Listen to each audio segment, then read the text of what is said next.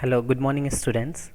Today we are going to start our next class in the series of quadratic equation, and today we will learn about the solution of a quadratic equation. Okay, so what is the agenda of today's class? What we have to study today? We are going to see that.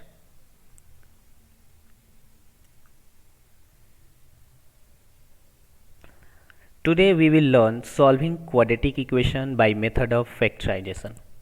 देखो बहुत सारे methods हैं इसका कि कैसे हम लोग quadratic equation को सॉल्व कर सकते हैं, लेकिन आज हम लोग जो पढ़ेंगे उसमें यह देखेंगे कि किसी भी क्वाड्रेटिक इक्वेशन को फैक्टराइजेशन मेथड से कैसे सॉल्व किया जाता है. ठीक है. So in today's class what we have to learn, what will be our learning objectives of today's class. Today we will learn roots of a quadratic equation and its graphical meanings. Okay. Methods of finding the solution of a quadratic equation, various methods of factorization, how to solve by splitting the middle term, and we will deal with many real life situations. Okay, means with word problem based on quadratic equations. So let's move on our class and recall the last class what we have studied in the last class. In last class we have studied about the formulating quadratic equation कि हम लोग कैसे quadratic equation को बनाते हैं. कोई भी statement दिया हो तो उसे क्वाड्रेटिक इक्वेशन को कैसे फॉर्म करना है, या ऑलरेडी हम लोग सीख चुके हैं. And application of quadratic equations, और क्वाड्रेटिक इक्वेशंस का अप्लीकेशंस क्या है इसको भी हम लोग देख चुके हैं इसके प्रीवियस क्लासेस में. अगर आप लोगों ने प्रीवियस क्लासेस का ये जो वीडियो है इसका क्वाड्रेटिक इक्वेशन का अगर नहीं देखा है तो आप लोग देख सकते हैं, डिस्क्रिप्शन बॉक्स में इसका लिंक दिया हुआ है. ठीक है. और एक और बात, आप लोग वीडियो पूरा लास्ट तक जरूर देखें. ओके, नहीं तो फिर समझने में आप लोगों को ही प्रॉब्लम होगा. अगर हाँ पहले से पढ़े हुए हैं तो कोई बात नहीं है, बट अगर नहीं पढ़े हैं तो समझने में आप लोगों को दिक्कत हो सकता है. So you have to study from the beginning till end. Okay, so let's start today's our class. What is the solution of quadratic equation. सबसे पहले हम लोग बात करेंगे क्वाड्रेटिक इक्वेशन का सॉल्यूशन मीन्स होता क्या है. ठीक है. ए रियल नंबर अल्फा, यह अल्फा है. ठीक है. Alpha is called a root of the quadratic equation. Alpha quadratic equation का एक रूट होगा. अगर जैसे एक क्वाड्रेटिक इक्वेशन हम लोग लिए हैं a x square plus b x plus c equals to 0, इसका यह रूट कब कहलाएगा, जब ए 0 के बराबर नहीं है. मतलब यह जो ए का वैल्यू है यह 0 के इक्वल नहीं होना चाहिए. क्वाड्रेटिक इक्वेशन के लिए कंडीशन यहाँ पर लिखा गया है, इफ ए अल्फा स्क्वायर, यहाँ पे यह अल्फा है, a alpha square plus b alpha plus c equals to 0. कहने का मतलब यह है कि कोई भी नंबर रूट तभी होगा किसी क्वाड्रेटिक इक्वेशन का अगर उस नंबर को x के प्लेस पे रखा जाए, x के प्लेस पे रिप्लेस किया जाए, x के जगह पे उसको रखा जाए तो उसका वैल्यू क्या हो जाना चाहिए, 0 हो जाना चाहिए पूरे इक्वेशन का. So we also say that x equals to alpha is a solution of the quadratic equation और दैट और सेटिस्फाइज द क्वाड्रेटिक इक्वेशन.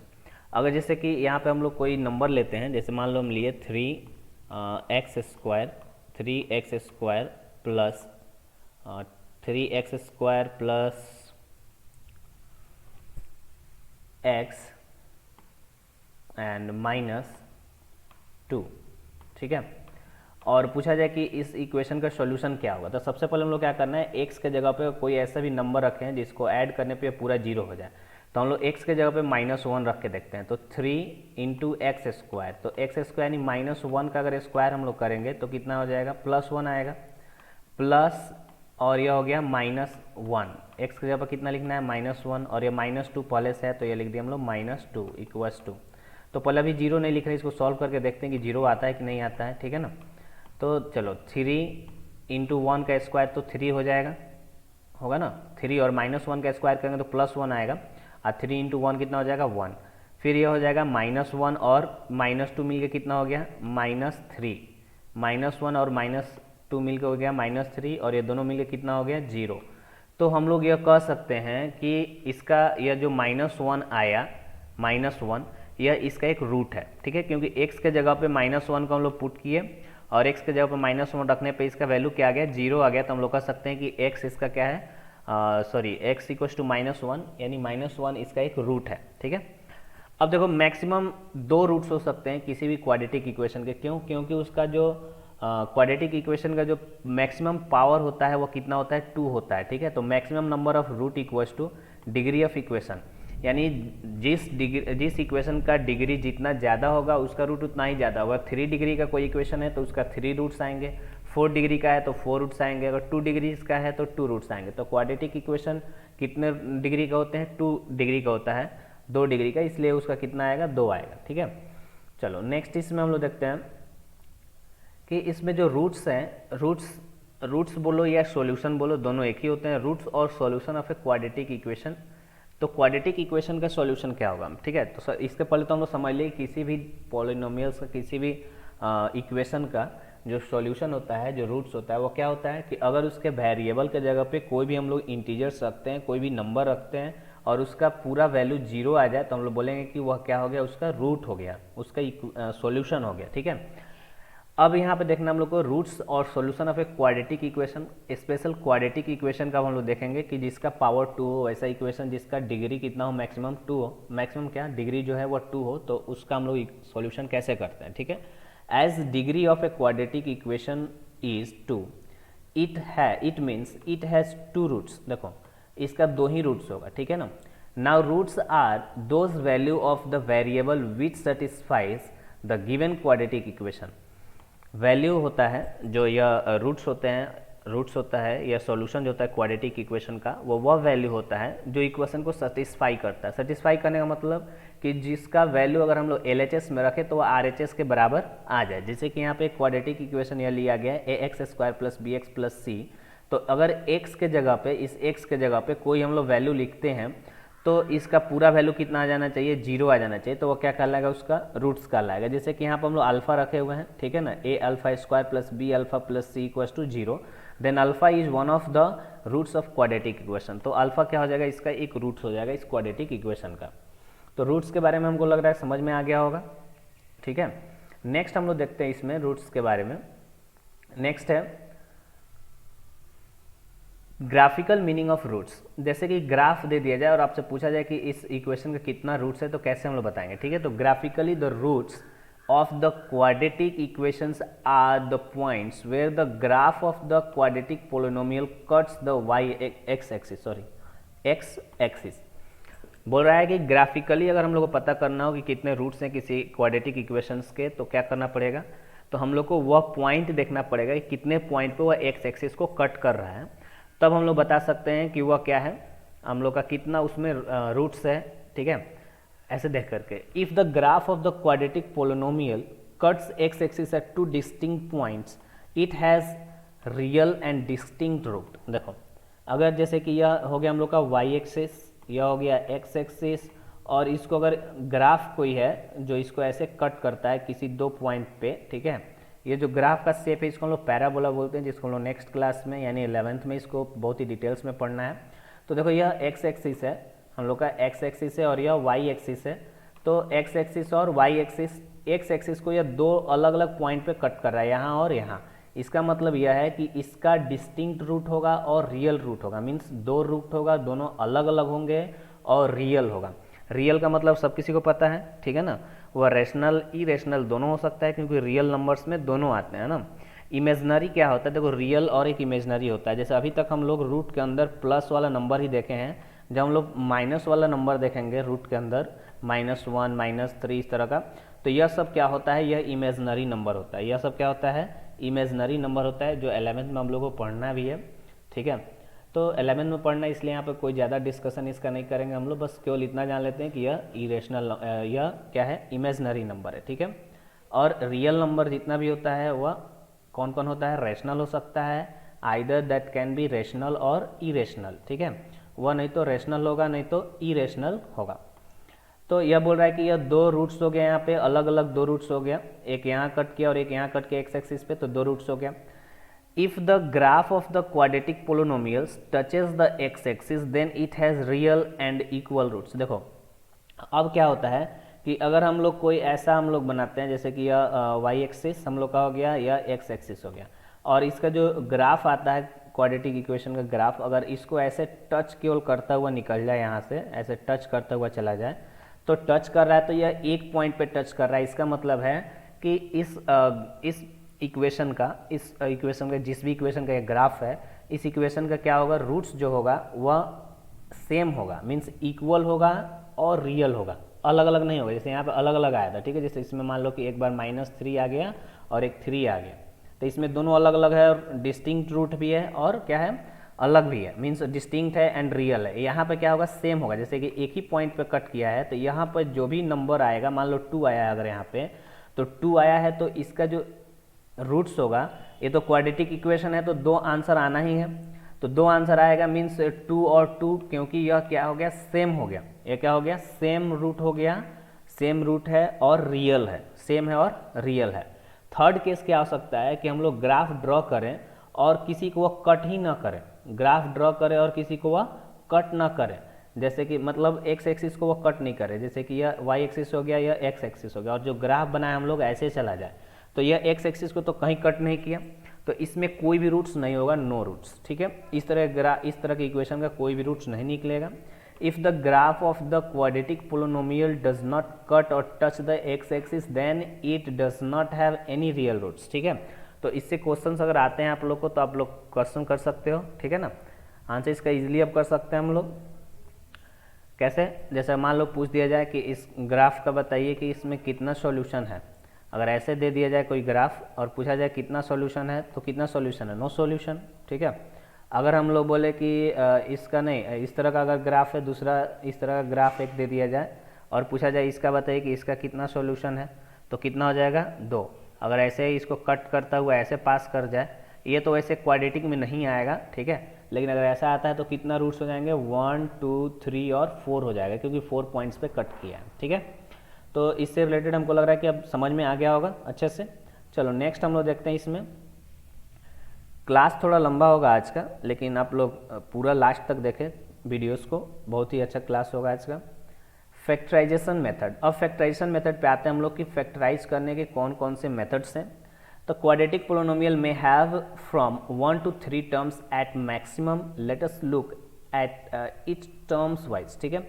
अगर टर्म्स वाइज इसको हम लोग देखते हैं कि a single term quadratic equation will always be of the form of a x square equals to 0।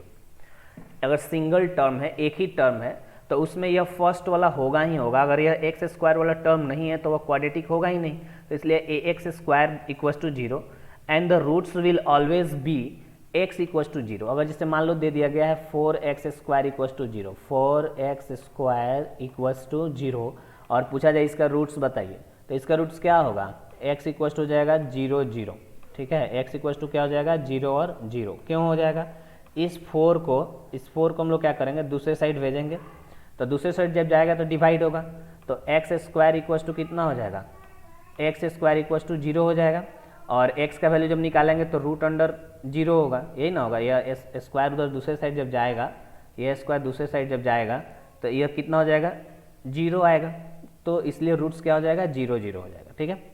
चलो नेक्स्ट इसमें हम लोग देखते हैं कि अगर दो टर्म दिया हो, ए 2 टर्म्स क्वाड्रेटिक इक्वेशन में be of the form of x square plus b x बराबर 0, तो उसमें फर्स्ट वाला टर्म रहेगा ही रहेगा। सेकेंड टर्म में चाहे यह बी एक्स वाला फॉर्म आ सकता है या फिर कांस्टेंट टर्म आ सकता है, ठीक है ना। एक्स स्क्वायर माइनस सी बराबर 0, x square minus c equals to 0 हो सकता है, या x square plus b x बराबर 0 हो सकता है। तो अगर इस तरह का आता है तो x कॉमन ले लेंगे हम लोग, ठीक है ना। जैसे कि यहाँ पे कॉमन लिया गया, x को कॉमन कर लेंगे लोग, या फिर यहाँ से देखो, तो जब x कॉमन किया गया तो यहाँ पर कितना आ गया, यहाँ से देखो, अगर जैसे हम लोग एक इक्वेशन लेते हैं 3x square plus 2x, 3x square plus 2x equals to 0, और यहाँ से अगर हम लोग x कॉमन ले लें तो इसमें कितना बचेगा, x कॉमन लेने के बाद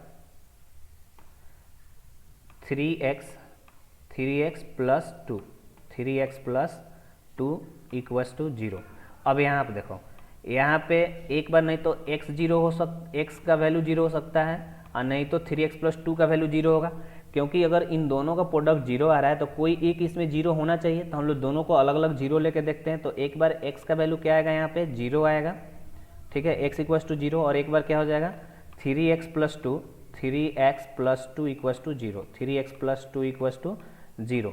अगर लिखते हैं ऐसे 3x plus two equals to zero, तो 3x यहाँ पे हो जाएगा 3x equals to, 3x equals to minus two, 3x equals to minus two, या टू उधर जाएगा तो माइनस टू हो जाएगा, तो x इक्वल्स टू कितना आ जाएगा -2/3, -2/3, ठीक है।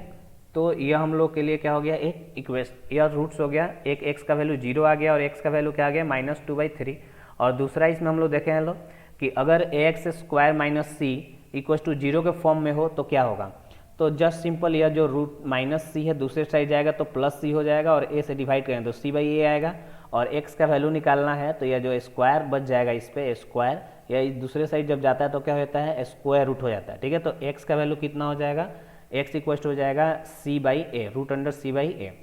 और तीसरा है कि जब तीनों एक साथ हो, जैसे यहाँ पे एक एग्जांपल लेकर के दिखाया गया है कि 3x square plus 9x plus 0, 9x बरा इक्वल्स टू 0, तो यहाँ से x का 0 और 3 आ गया, और यहाँ पे एक कांस्टेंट लेके दिखाया गया है, तो 27/3 रूट अंडर 27/3, यह c दूसरी साइड गया, 3 से डिवाइड किए तो 3 इसका आंसर आ गया। तो यह 3 केवल नहीं होगा, यह +-3 आएगा, ठीक है ना, +-3, क्योंकि दो हमको आंसर देना है तो एक ही आ रहा है ना, तो यह +-3 हो जाता है। समझ में आ गया होगा यह। अब हम लोग नेक्स्ट इसके आगे बढ़ते हैं। फैक्टराइजेशन मेथड आखिर करते कैसे हम लोग, फैक्टराइज होता कैसे, फैक्टराइजेशन हम लोग करना कैसे, यह देखना है हम लोग को अभी। तो देखो जब 3 टर्म्स का अगर हम लोग के पास आ जाए, 3 टर्म्स का जब क्वाड्रेटिक इक्वेशन आता है, तो जब 3 टर्म्स का क्वाड्रेटिक इक्वेशन आएगा तो उस टाइम हम लोग को मिडिल टर्म को स्प्लिट करना होता है, तोड़ना पड़ता है। तो कैसे हम लोग स्प्लिट करेंगे, कैसे तोड़ेंगे, इसके बारे में देखते हैं। 3 terms quadratic equation will always be of the form ax square plus bx plus c. The roots will always be found using middle term by splitting, ठीक है। रूट्स जो होगा वह हमेशा मिलेगा कैसा, उसको तोड़ना पड़ेगा बीच से। हमको स्प्लिटिंग मेथड्स पढ़ना, फैक्टराइजेशन मेथड से पढ़ रहे हैं अभी हम लोग, इसलिए अभी स्प्लिट करेंगे बीच से और उसको सॉल्व करेंगे। तो देखो एक एग्जांपल लिया गया, x square minus 5x plus 6 equals to 0। तो इस 5x को कैसे हम लोग तोड़ना है, ऑलरेडी हम लोग 9th क्लास में भी पढ़ चुके हैं, फिर भी यहाँ पर मेथड्स में दिया हुआ है इसलिए हम लोग यहाँ पर डिस्कस कर रहे हैं। तो देखो इस 6 को, ठीक है, इस 6 को और इस x स्क्वायर, तो x स्क्वायर का जो कोफिशिएंट है यहाँ पर कितना है 1 है, और यह c है। तो इस 5 को जैसे सपोज 5 माइनस 5x को हम लोग तोड़ दिए -2x और -3x, दोनों को ऐड करेंगे तो इतना आ जाएगा, आएगा ना -5x, तोड़ दिए। अब यहाँ से क्या किए हम लोग, यहाँ पे हम लोग x कॉमन ले लिए, तो जब इसमें एक स्टेप को हटा दिए हम, तो इसमें से अगर x कॉमन ले लिया जाएगा तो कितना बचेगा x -2,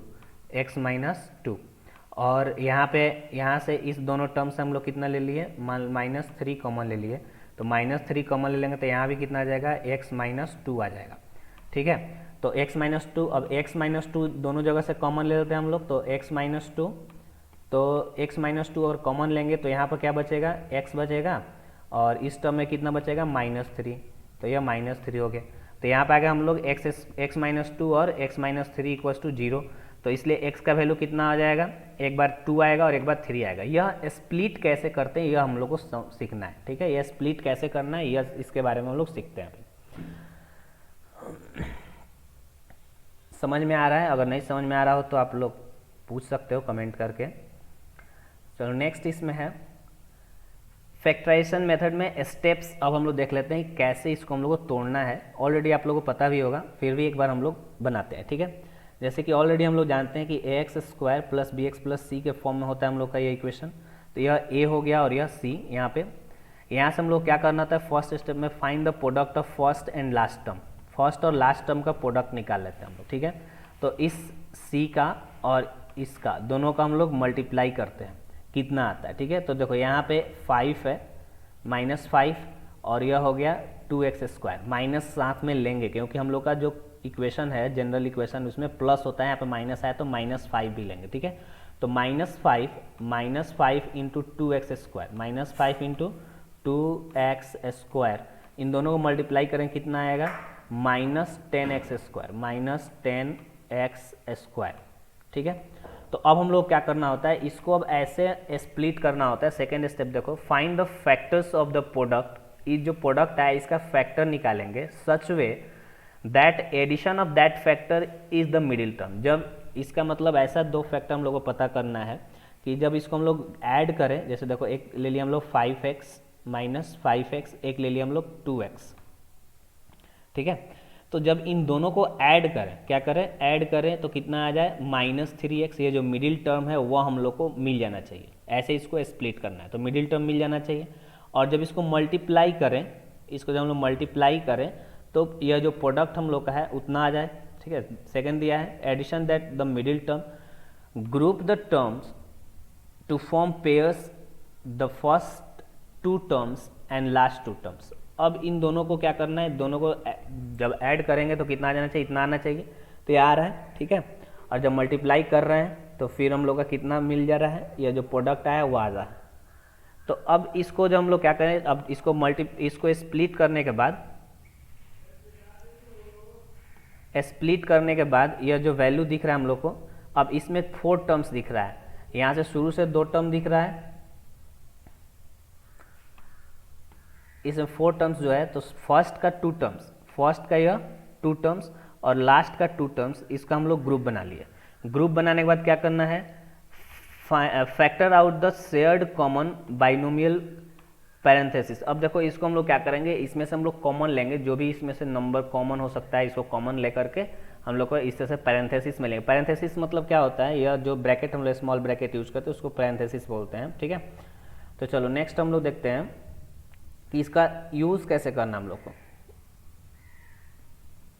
तो फॉर एग्जाम्पल एक एग्जाम्पल यहाँ पर लिया गया है कि फॉर एग्जाम्पल 6x² + 19x + 10 एक एग्जाम्पल है, इसको हम लोग सॉल्व करना है। तो हम लोग देखो क्या कर रहे हैं, यह जो 6 है, इस 6 को और इस 10 को, इन दोनों को मल्टीप्लाई किया कितना आएगा, 60 को कितना इसका फैक्टर निकाले 60 का, तो 15 और 4।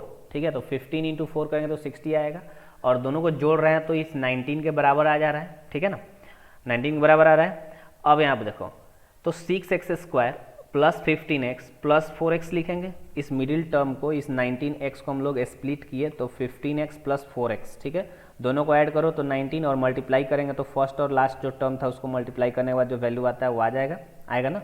देख लो 6x² × 10 तो 60x², और 15x × 4x करेंगे तो भी क्या आएगा, 60x² आएगा। तो यहाँ से इन दो फर्स्ट 2 टर्म में से हम लोग को कॉमन क्या दिख रहा है, 3x। तो 3x कॉमन कर लिए तो 2x + 5 प्लस, अब इन दोनों में से कितना हम लोग ले सकते हैं, 2 कॉमन कर सकते हैं। x नहीं ले पाएंगे यहाँ पर कॉमन, क्यों, क्योंकि इसमें x नहीं है। तो 2 कॉमन किए तो यहाँ पर 2x + 5 आ गया। तो अब देखो, अब इस टर्म में इस लाइन में हम लोग देखते हैं अगर, तो इसमें 2x + 5 दोनों टर्म में आ रहा है। तो 2x + 5 को हम लोग क्या किए, कॉमन कर लिए, तो इसमें कितना बच जाएगा, 3x + 2। तो 3x + 2 और 2x + 5। अब देखो इसको जब हम लोग को जीरो इसका निकालना है तो इसको इक्वल टू 0 हम लोग को करना पड़ेगा। और ये 0 कब आएगा, आइदर 3x + 2 0 हो जाए या फिर 2x + 5 0 हो जाए। ठीक है, for finding the roots of 6x² + 19x + 10 the obtained factors must be kept equal to 0। ठीक है, तो इसको हम लोग 0 के बराबर किए तो यहाँ से हम लोग का वैल्यू आ गया -2/3 और -5/2। तो इस तरह से x का 2 वैल्यू यहाँ पे आ गया। तो इस तरह से हम लोग को फैक्टराइजेशन करना है, और फैक्टराइजेशन करने के बाद इसका वैल्यू निकालना है। आई थिंक सब किसी को समझ में आया होगा। हम लोग इसके बाद क्वेश्चंस कुछ कर रहे हैं, क्वेश्चंस देखते हैं। फर्स्ट क्वेश्चन इसमें है, फर्स्ट क्वेश्चन है 16 × x² x - 4 to the power 2 = 9 × x + 3 whole square. तो इसको कैसे सॉल्व करना है, सबसे पहले हम लोग इस इक्वेशन को इसके फॉर्म में लाएंगे, क्वाड्रेटिक इक्वेशन के फॉर्म में लाएंगे इसको सॉल्व करके पहले थोड़ा सा। तो देखो इसको हम लोग लिखेंगे अगर 16 × x - 4 का होल स्क्वायर है, तो इसको हम लोग सॉल्व कर लेते हैं। तो यह हो जाएगा कितना, x² -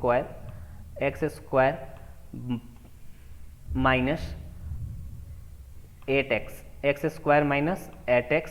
ये क्यों 8x आया, आप समझ में आ रहा होगा, a - b का होल स्क्वायर है, a² - 2ab। तो 2 × a 2x, i × b करेंगे तो 2 4 जाए 8x आ जाएगा, प्लस b²। तो b² 4 का स्क्वायर हो जाएगा कितना, 16। ठीक है, 16 इक्वल्स टू, अब इधर आएंगे दूसरे साइड तो यह कितना है 9 इंटू एक्स प्लस 3 स्क्वायर, तो एक्स स्क्वायर प्लस 6x, ठीक है 2ab करेंगे तो ये कितना आ जाएगा 6x और प्लस 9, तो अब देखो यहाँ से 16 से इसको मल्टीप्लाई करेंगे तो ये हो जाएगा 16x स्क्वायर माइनस 8 इंटू 16 8 जा कितना हो जाएगा 128x प्लस 16 जा कितना हो जाएगा, मल्टीप्लाई करो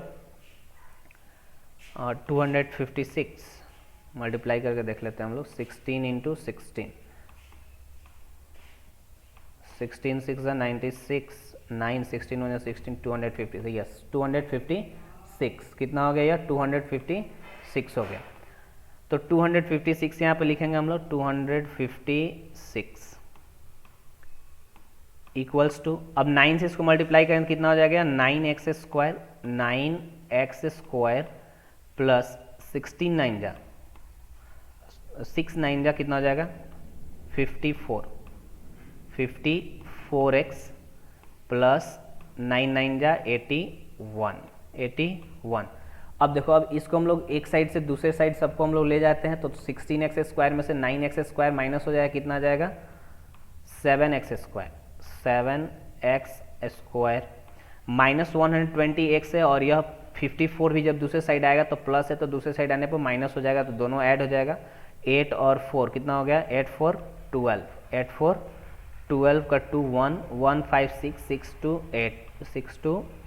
8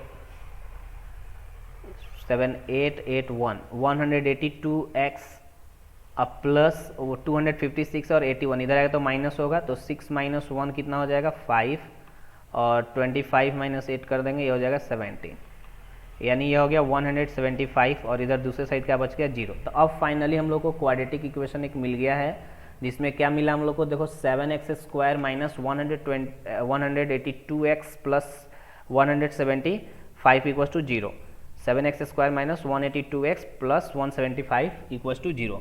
अब इसको सॉल्व करना है, तो अब तो ये नंबर बड़ा आ गया 182 और यहाँ पर देखो यह भी नंबर बड़ा है 175 या 7, इन दोनों को मल्टीप्लाई कर दें उसके बाद हम लोग फैक्टराइजेशन करेंगे तो बहुत प्रॉब्लम होगा, तो हम लोग क्या करते हैं इन दोनों को ऐसे लिखते हैं 7 इंटू 175। अब इस 175 का हम लोग अलग अलग फैक्टर करते हैं, तो देखो 7 इंटू तो वैसे भी अगर डायरेक्ट भी अगर ऐड कर दे तो आ जा रहा है हम लोग का ना आंसर 175 प्लस 7 करने कितना हो गया 82, ठीक है मल्टीप्लाई नहीं करना है, मल्टीप्लाई करने से पहले ही देख लो ये दो फैक्टर दिख रहा है और दोनों को ऐड करने पे इतना आ जा रहा है 182, तो 182 आ जा रहा है, तो अब आगे इसको करने की जरूरत नहीं है, ठीक है ना। यहाँ से हम लोग लिख लेंगे अब इसका कितना हो जाएगा यह 7x स्क्वायर माइनस ना लगाना 7x square minus 182x plus 175 equals to 0, तो यहाँ पे इसको लिख देंगे हम लोग माइनस 7x और minus 175x plus 175 equals to 0। तो यहाँ से अब इसको क्या करना है 7x कॉमन कर लेते हैं यहाँ से, तो 7x अगर कॉमन करेंगे तो यहाँ बचेगा x माइनस 1 और माइनस 175 इसको कॉमन कर ले यहाँ से हम लोग, तो यह हो गया हम लोग कितना x माइनस 1 इक्वल्स टू 0।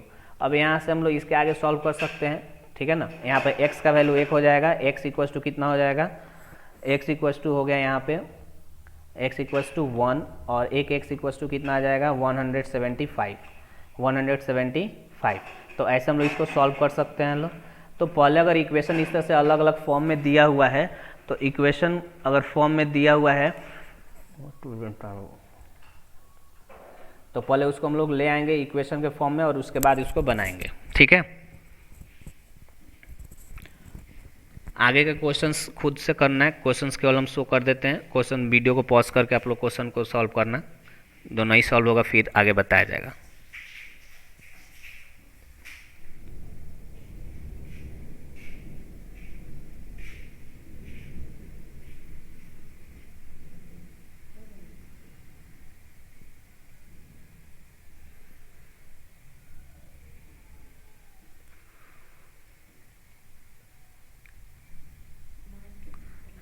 ये सभी क्वेश्चंस हम लोग सॉल्व करेंगे और सॉल्व करने के बाद आप लोग आंसर अपना ग्रुप में सेंड कर सकते हैं।